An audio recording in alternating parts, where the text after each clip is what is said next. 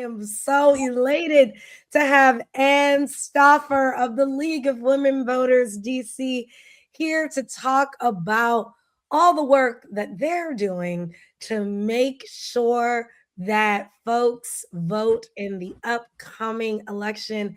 Thank you again, Anne, for your sponsorship of uh, our efforts to make sure we get out the vote here at the Washington Informer and all you're doing at the League of Women Voters DC. How are you this Friday? I'm doing really well, thank you. I mean, the weather's brightened up and we are in voting season, which is, really our one of our main purposes is to make sure everybody can vote and everyone gets out to vote. Absolutely. I know the League of Women Voters has a long history of promoting civic engagement and voter education. What are you all up to these days? And why was it important for you to partner on the 2026 DC Voters Guide? Yeah, thanks. So first of all, we really appreciate the Washington Informer. Washington Informer is a great partner and a trusted resource in the community, and we're so happy to partner on this voter guide because we really think that voters should be informed and that they should actually cast their vote. Because as we always say, your vote is your power; it's your say in what happens in your community. And so we are doing focused on two things right now. We're doing a lot of education on ranked choice voting, and we are promoting also our voter guide, which is at vote411.org and has answers from all of the candidates. We actually sent questionnaires to all candidates. And so we're really working to make sure that voters in DC are aware of both the new way we get to vote and all who's running and what their positions are. Well, I think that is such again important work, but time consuming. And so again, I'm not positive when you're resting, particularly with all of these candidates. But thank you so much for all that you're doing. And Vote 411 is great. I've checked out the website before and today, and absolutely love what you're doing and how engaging it is. Why was Vote 411 an important initiative for the League of Women Voters DC? And what do you hope folks will gain in terms of feeling empowered and confident in going into this election cycle? Yeah, so Vote 411, I should also say, the League of Women Voters is nonpartisan as well. And so we don't endorse candidates, but we do do advocacy on different issues. And so with Vote 411, it's an important tool. The League for decades has done voter guides, but now we do it all online. And so it's an easy access where you can find out where candidates stand. We have candidates answers questions on their priorities. Should they be elected? What are their main priorities? Protecting DC, what are they going to do to protect DC while we're under kind of, I would say, attack from Congress and others? And what their support is for DC statehood. That is a major issue for the League because we are disenfranchised. We don't have the vote in Congress. And what they are going to do for justice impacted residents, among other questions. And so when you go on to Vote 411, you can see the answers that candidates for all of the races have given if they responded. And then you can also use it as a tool to rank your votes and create a little voter guide, personalized voter guide for yourself. And then you can go and see where your nearest vote center is or your ballot drop box. So it's like a voting toolkit. Well, voting toolkit is so necessary.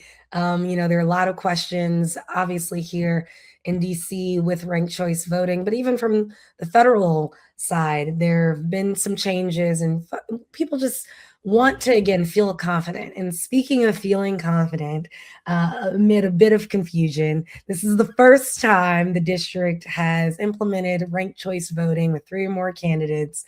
And as we saw in the commercial earlier, there are folks scratching their heads just a bit.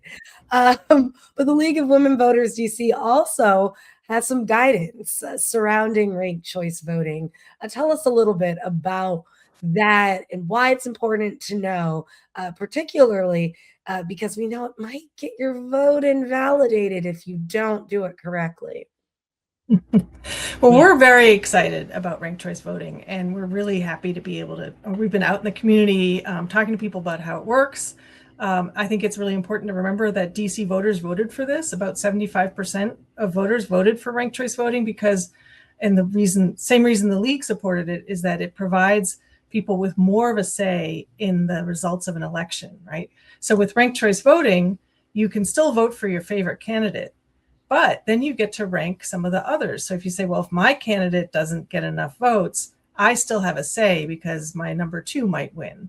I don't know about you, but I have in times past in DC voted for a candidate that I knew didn't have a chance, but I really liked.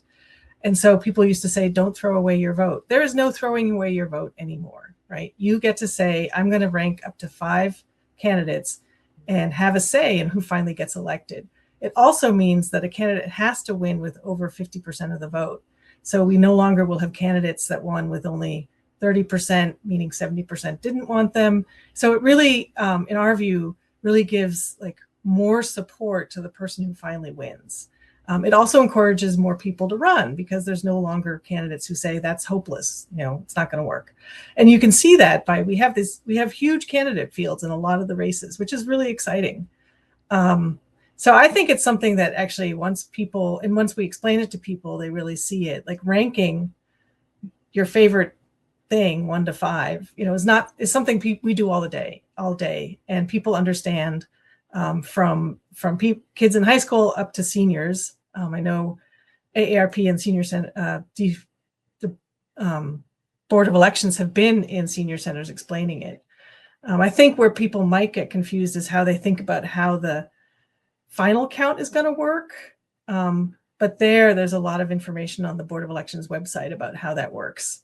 It is, it's a voting software program that other jurisdictions have used. And it just runs through, if your number one didn't get enough votes, it's just going to roll over and look at your number two and add your vote to the number two. So I think as obviously change is challenging, but we also, as a district, wanted this change. And I think it's going to be really exciting this election and also going forward. An exciting new time for the district in general, not just with ranked choice voting, but even with what our leadership will look like. There's a lot of newness coming here, if you will. Why is it important to empower voters, particularly when we think about sort of the historic nature of this election?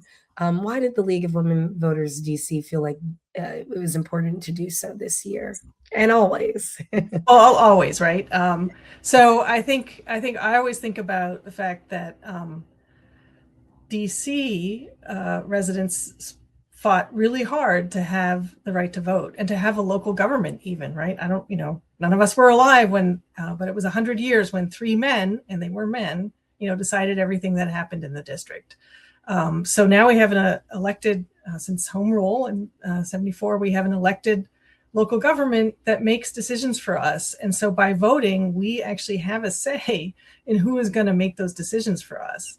And so I really always encourage people not to throw their power away, because if you want to say in how the district is going to take care of schools or public safety or healthcare, parks and rec, summer programs for youth, you want to elect people who you think are going to do the best job at that.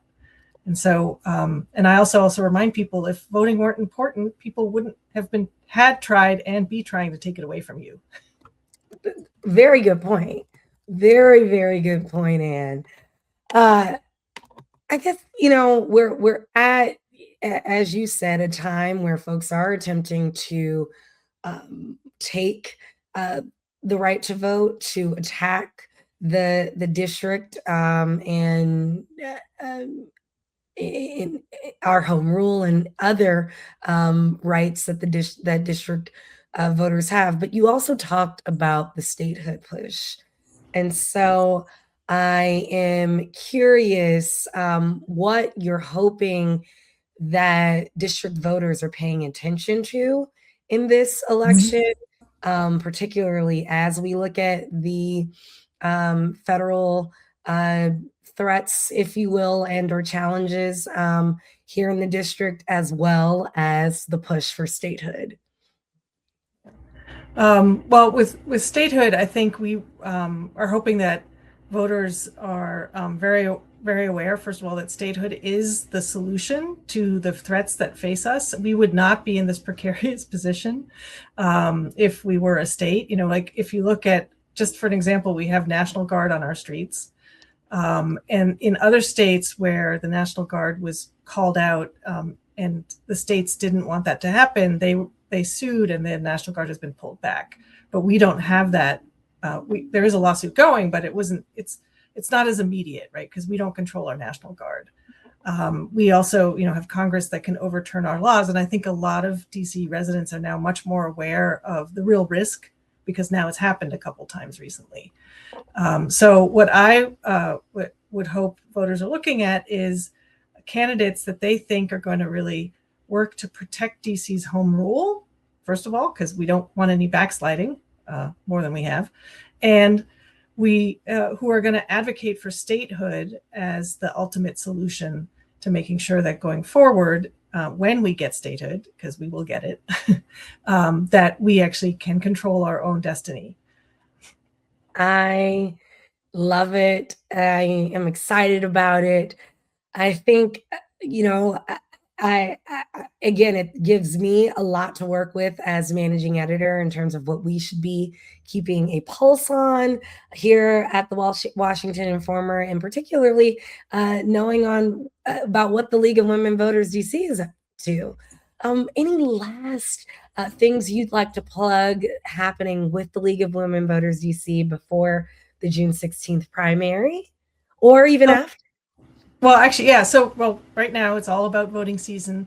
And I have to plug, first of all, that DC makes it really encourages voting and has really empowered voters across the way. So one of the things we actually do as the league is DC gave the right to our justice impacted neighbors to vote. So we are in the DC jail registering voters. And just yesterday, we mailed information to 3,000 DC voters who are in federal prisons. And so I really want to encourage folks may not know, that, friends and family members who are, justice impacted have the right to vote in DC, and also how they can get that information. So we actually work with the Core Links and True Links system. And anyone who, has family or friends or neighbors who needs that information can would please let them know and have them email us at lwvdc@lwvdc.org, because we really want all DC residents to vote. Well, empowering all district residents is what we are about at the Washington Informer, what the League of Women Voters DC is about. And I just am so excited about, again, this partnership, and so thankful. You all are watching in real time, the people who have helped make this voter guide that we have for 2026 here at the Washington Informer happen, but also just some of the great work that's happening around the district to ensure that voters in DC can get their vote out and voices heard, all district residents. And so that is really exciting. We thank you, Anne, and the entire League of Women Voters DC team for the wonderful work that you're doing.